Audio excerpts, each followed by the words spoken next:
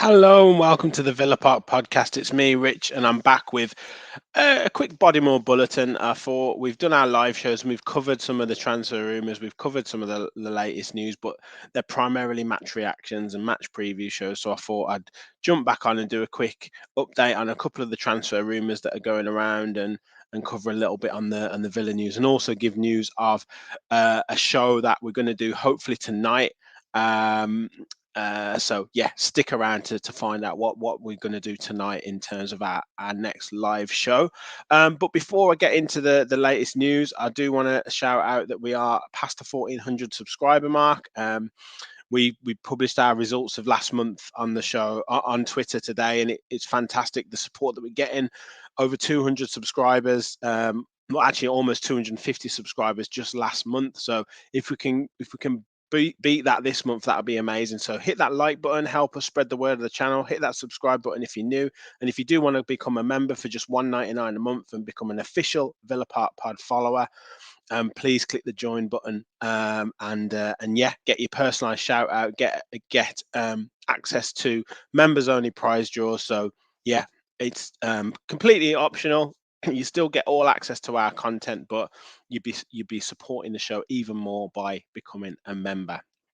So I think one of the main rumors that was floating around yesterday, or even the last couple of days, was actually an outgoing, and it's causing a little bit of opinions on Twitter, and that's again the rumors that Emmy Martinez could be looking to move on, or he's getting offers and considering offers to move on.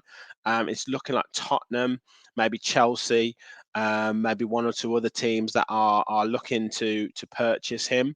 And yeah, I think it's one of those that might be difficult to turn down. Whether we get into Europe, does that have a bearing onto it? Does he feel like he can give it another season? Does he see good players coming in?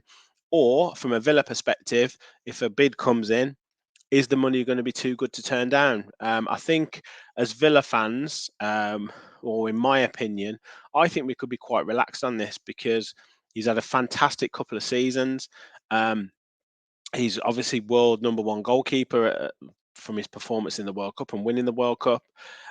He's got a lot of his stock has risen massively at Aston Villa, so we can charge a high price for him. When you're talking about, Kepa and Alisson going for upwards of 60 million, then why can't Martinez go for that money? And I know we want to keep hold of our best players, but if getting rid of if losing Martinez for 60, 70 million, and then we can reinvest in other positions and get a keeper for 20, 25 million, then look, I'm fairly relaxed on it. Of course, I would want to keep him because we want to build our club around really good players, and I secretly think he'll probably give us another season. But look, I'm fairly relaxed on it. But you guys, let me know what your thoughts are in the comments on Martinez. How do you feel about it? Do you think we cash in and consider the offers?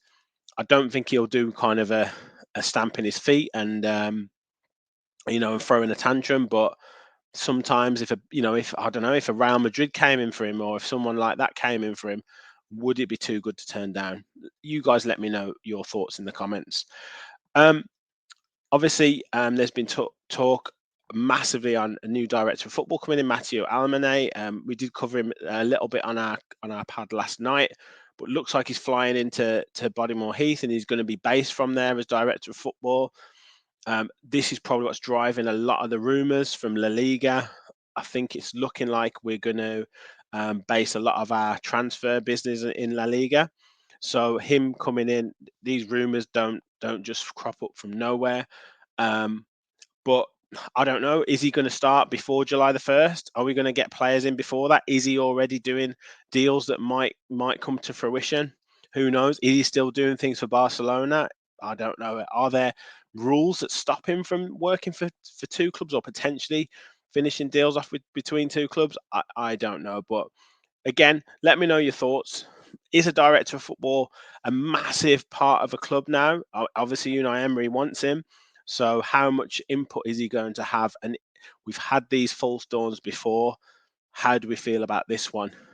Do we feel like the La Liga method is going to work for us? Um, Johan Langer looks like he's staying as well in a more senior role. Gareth did cover that on a Talking Tactics show when we talked a little bit about Alemany, and he said that Langer wouldn't be going anywhere, and he'll be more of a technical director or sporting director role, and yeah, covering the whole club, loans, youth, all that kind of stuff. So looks like Langer's going to stay.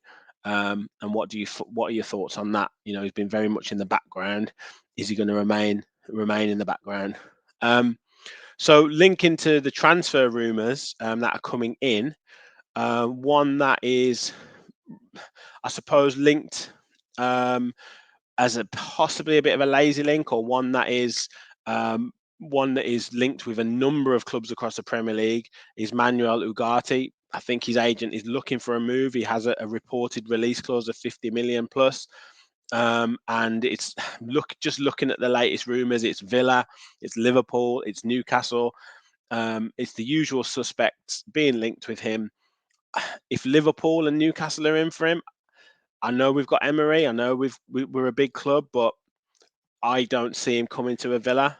Personally, I think defensive midfielder, obviously, very very highly rated. Playing for Sporting Lisbon, played in the Europa League this season. Had a very good game against Arsenal. Very good one of the games against Arsenal, I believe, but got sent off for a bad foul on Saka. But extremely highly rated, and yeah, do we use that money on a defensive midfielder, or are you happy with Kamara and Louise? Me personally, I think we need a bit of more physicality in there, a little bit more dynamism. Dendonka's got the physicality, but has he got the mobility? I'm not quite sure.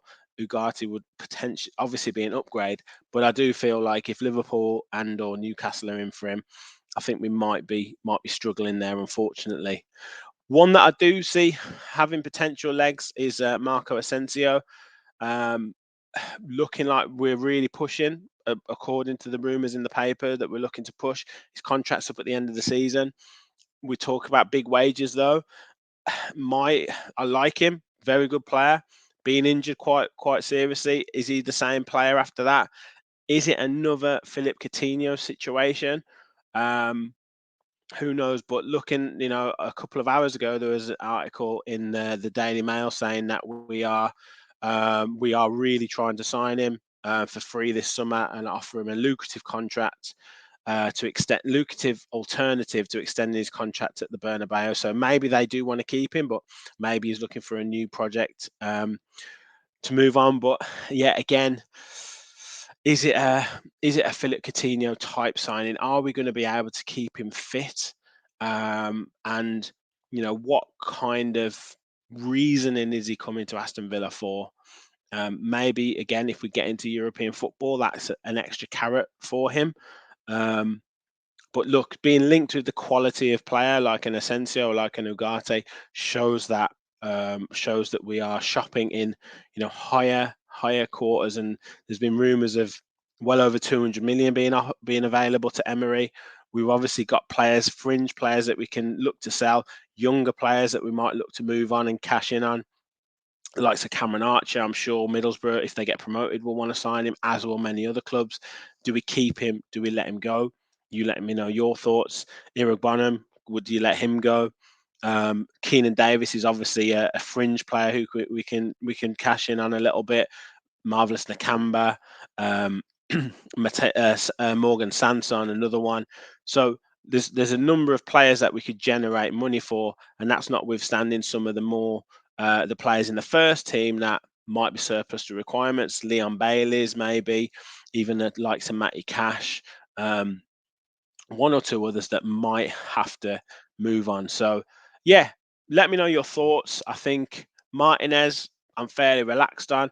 Ugarte, I'm not so sure that we'll be able to have the pulling power yet to get him, especially if Champions League type clubs will be in for him. Asensio, I could potentially see happening, but again, is it a risky signing? I'm not so sure, but yep. Thank you for watching. That's that. Please, as I said before at the start of the video, hit that like button, hit that subscribe button. Tonight we are going to be doing the final three. We're going to be looking at the final three games. I know Brighton have got 5, so it's the final three. plus Brighton with 5. But looking at what we did in our running show a few weeks ago, are we correct? Has it changed? Are Villa going to finish 7th, 6th, or 8th? Who knows? We'll get you. You let us know your thoughts live on the show tonight. But yeah, join us for that. But thank you for watching. Like I said before, hit that like button, hit that subscribe button, and as always, remember, we all follow the Villa. Thanks, everyone. Bye bye.